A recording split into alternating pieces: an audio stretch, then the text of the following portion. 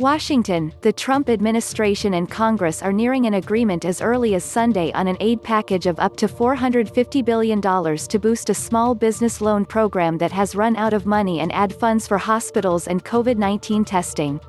With small business owners reeling during a coronavirus outbreak that has shuttered much economic activity, Treasury Secretary Steven Mnuchin said he was hopeful of a deal that could pass Congress quickly and get the Small Business Administration program back up by midweek. "I think we're very close to a deal today. I'm hopeful that we can get that done," he said. Senate Minority Leader Chuck Schumer, DNY, said he believed a deal could be reached late Sunday or early Monday. "We still have a few more details to deal with," he said. Under the proposed deal, the government's Paycheck Protection Program for small businesses would get roughly $300 billion, according to Mnuchin. The program has been swamped by businesses applying for loans and reached its appropriations limit last Thursday after approving nearly 1.7 million loans. That left thousands of small businesses in limbo as they sought help. An additional $50 billion in the evolving deal would go for disaster loans.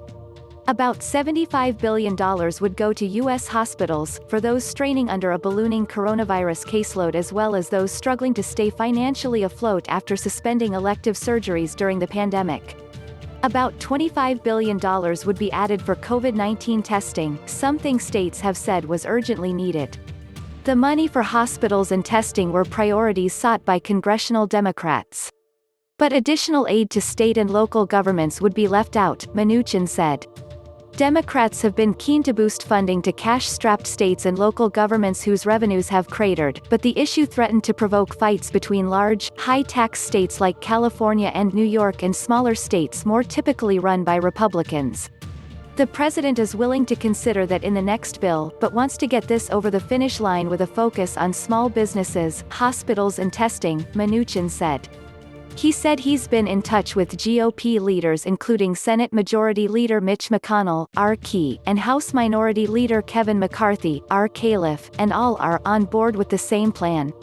"I'm hopeful that we can reach an agreement, that the Senate can pass this tomorrow, and that the House can take it up on Tuesday, and, Wednesday, we'd be back up and running," Mnuchin said. Schumer said Democrats were still working to get aid for state and local governments. They had submitted a compromise offer Friday that would provide $150 billion for states as well as cities, counties and towns based on need. Key swing states for Trump in the November presidential election, Pennsylvania, Michigan, Ohio and Wisconsin, would receive billions in new aid under the proposal, according to a senior Democratic aide who spoke on condition of anonymity to discuss details of private negotiations. "We are pushing hard," Schumer said. "We don't want our police, our firefighters, our EMTs, our bus drivers, this is not an abstract issue. We don't want them fired." House Speaker Nancy Pelosi, D. Califf, predicted an agreement would be reached soon.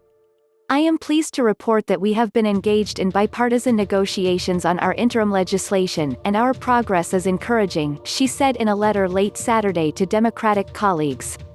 Republican Maryland Gov. Larry Hogan, who leads the National Governors Association, said he and other governors believe that aid for state and local government is desperately needed, but that it may not be an issue worth fighting over for now.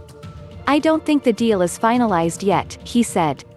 "But, look, we do not want to hold up funding to these small businesses. And we hope that the Democrats and the Republicans in the Senate can come together in a bipartisan way and get something moving for the American people." The SBA loans, based on a company's payroll costs, offer owners forgiveness if they retain workers or rehire those who have been laid off. The law provides for forgiveness for companies in any industry, even businesses like hedge funds and law firms. There's a limit of $100,000 on the amount of employees' compensation that can be considered when loan forgiveness is calculated. While they wait, owners who are shut down or who've lost revenue have expressed unease about the longer-term impact the virus outbreak will have on their companies.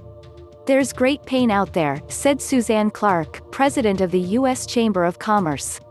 "Every hour and day that goes by without this assistance is really hurting them." Mnuchin, Schumer and Hogan appeared on CNN's State of the Union, and Clark spoke on CBS Face the Nation.